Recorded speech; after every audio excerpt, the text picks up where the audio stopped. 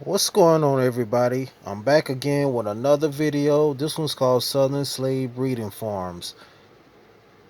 Pretty much, folks, the kind of videos I like to post is videos that's based on education as well as entertainment, and it's based on real life. So that being said, folks, let's get into this video.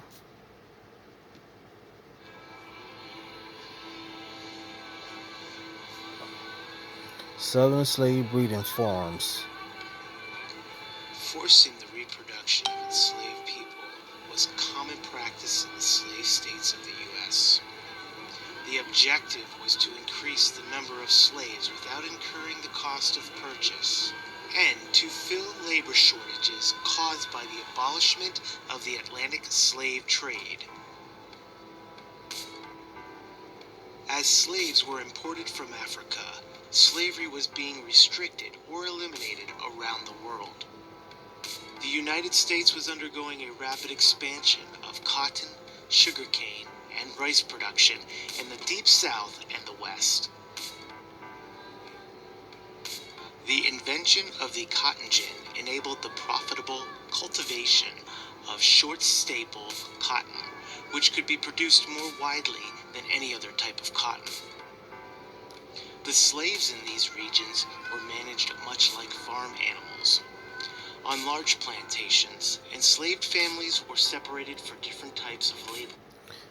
One thing about this, folks, is that they don't teach this kind of stuff in school. When I was going to school, they only taught you so much. Year after year after year, it was the same thing they was teaching.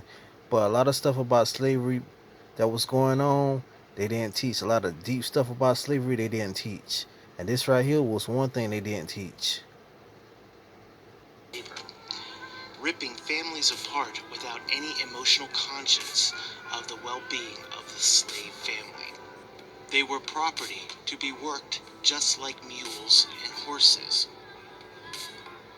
The prohibition on the importation of slaves into the United States after 1808 limited the supply of slaves. Slaveholders then looked at the fertility of the slave women as part of their productivity.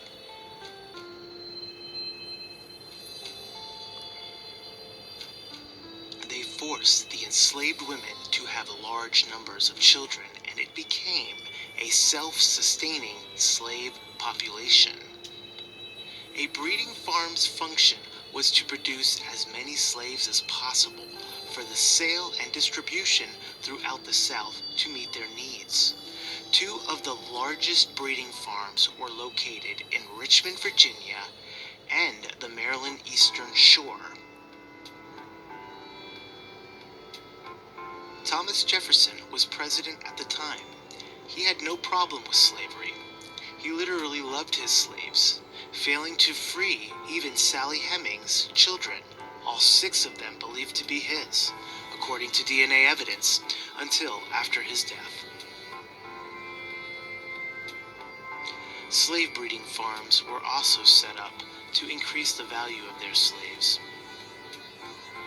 While owners of the breeding farms and plantations in general fornicated at will with their property, they also utilized selective breeding, maintaining their own large bucks and importing large male slaves for the purpose of breeding good workers for the fields.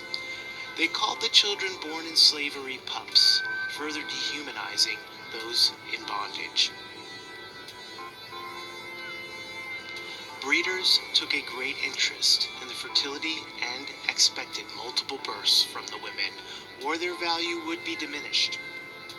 The slave breeding farms are mostly left out of the history books, except those that deny their existence.